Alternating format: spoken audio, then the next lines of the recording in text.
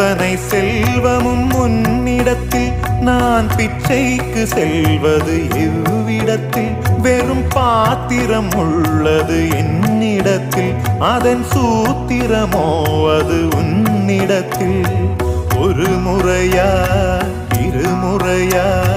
பல முறை பல பிறப்பெடுக்க வைத்தாய் புதுவினையா பழவினையா கணம் கணம் தினம் என்னை துடிக்க வைத்தாய் பொருளுக்கு அலைந்திடும் பொருளற்ற வாழ்க்கையும் துரத்துதே உன் அருள் அருள் அருள் என்று அலைகின்ற மனம் இன்று பிதற்றுதே